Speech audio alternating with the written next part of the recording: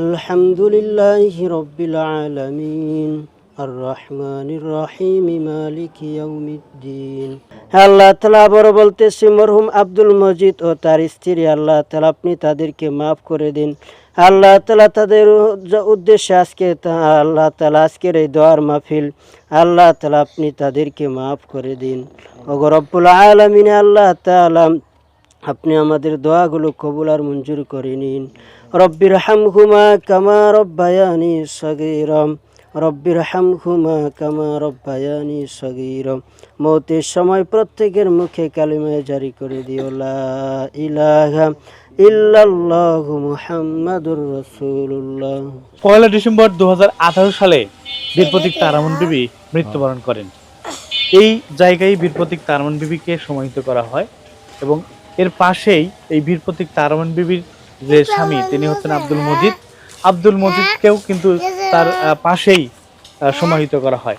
কিন্তু এই স্বাধীনতার এত বছর পরেও বীর প্রতীক তারামন বিবির অবদানের কথা দেশবাসী যেমন ভুলতে পারবেন না, ঠিক তাকে স্মরণ করার জন্য, তার জন্য উত্তরবঙ্গে কি কি করা হয়েছে বা তার পরিবারের জন্য এতগুলো সরকার ক্ষমতা এসেছিল, তারা কি করেছে, আমরা আজকে বীর প্রতীক তারামন বিবির একমাত্র সন্তান আবু তাহের আজকে আমাদের সাথে উপস্থিত রয়েছেন। আমরা তাহের ভাইয়ের কাছ থেকে জানবো যে আসলে তার মায়ের নামে কি কি করা হয়েছে এবং তাদের প্রত্যাশা কি। তো চলুন শুনে আসি।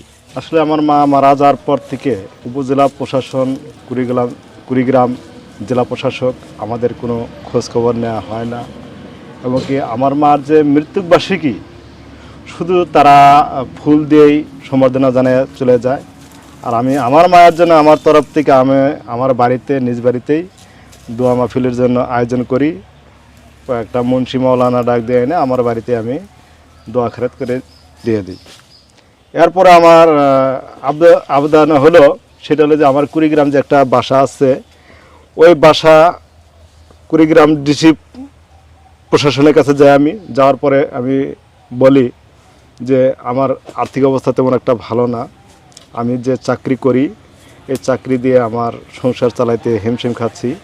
যে আমার এই বাড়িটা কুড়িগ্রাম সদরের যে বাড়িটা আছে, আর যে পলাশ বাড়ি কুচ্ছিগ্রাম, যে আমার এই টাকা দিয়ে আমার এই বাড়িঘর মেরামত করা সম্ভব না। তো এবং কি আমি তার বরাবর আমি একটা অ্যাপ্লিকেশন দিয়েছিলাম, তারপর আমি তার সাথে যে নিজে সাক্ষাৎ করে বলছি যে আমার বাড়িটা একটু মেরামত করা হোক। তো সে আমার কোনোদিন সে আশ্বাসও দেয় নাই, কোনোদিন সাড়াও দেয় নাই। এটা হচ্ছে কোন ডিসি যিনি এখন দায়িত্বে আছেন? না, এর পরেরটা মানে আগেরটা যে ছিল ওনাকে বলছিলাম। পরবর্তী যে ডিসি আসছে এনার সাথে আমার সাথে এখনও সাক্ষাৎ হয় নাই, ফোনেও আলাপ হয় নাই। আমি একদিন যাইতে চাচ্ছি, আমার যাওয়াটার সুযোগ হচ্ছে না। তো সেটা হলো যে আমার এই রাজীবপুরে যে বাড়িঘরের যে অবস্থা আপনারা দেখতে আছেন, তো যে অবস্থায় আছি আমি, আসলে কোনো মুক্তিযোদ্ধা আমাকে কোনো খোঁজখবর নেয় না। আমি তো কারো কাছে টাকা চাই না, আমি জাস্ট খালি একটু তাদের সাথে একটু পরামর্শ আমি চাই যে আমি কোন দিকে চলবো না চলবো, এটা তাদের কাছে আমি একটু পরামর্শ চাই।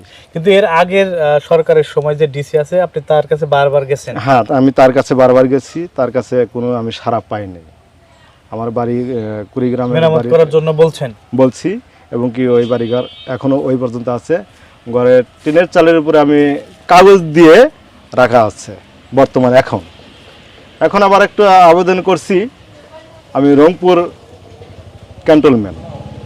ক্যান্টনমেন্টে আমি আবেদন করছি। তারা কতটা কী করবে না করবে আমি জানি না। পরবর্তীতে হয়তো যদি আমাকে ফোন দেয় তখন আমি জানতে পারবো যে আমার বাড়িঘরে মেরামতের জন্য আবেদন করা হয়েছে, মানে কাজ করবে তারা, এ পর্যন্ত আমি জানি।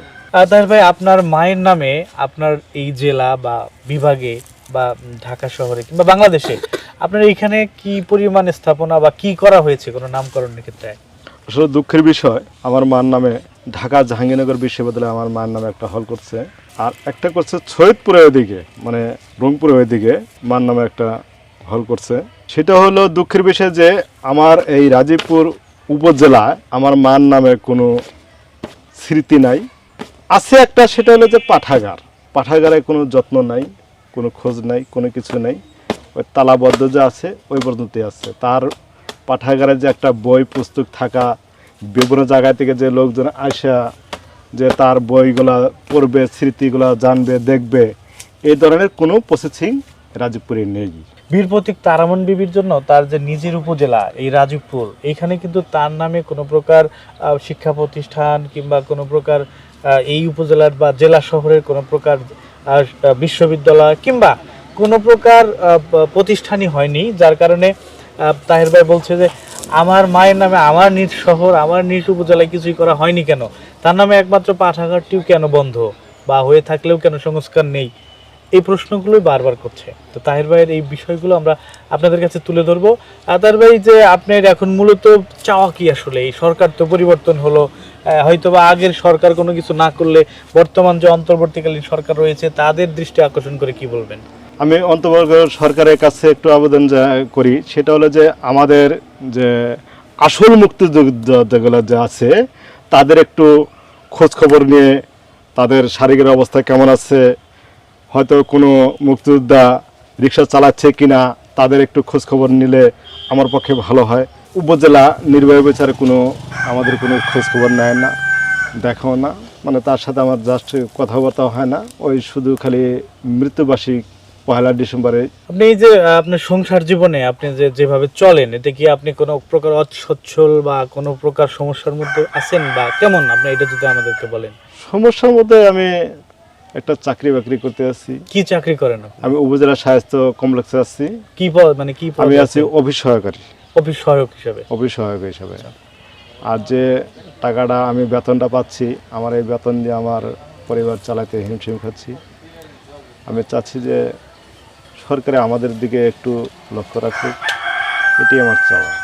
কুড়িগ্রাম জেলা কৃষি বিশ্ববিদ্যালয় বীর প্রতীক তারামন বিবি নামে নামকরণ হোক, এটা আমি সরকারের কাছে আবেদন করি, এটাই আমার চাওয়া।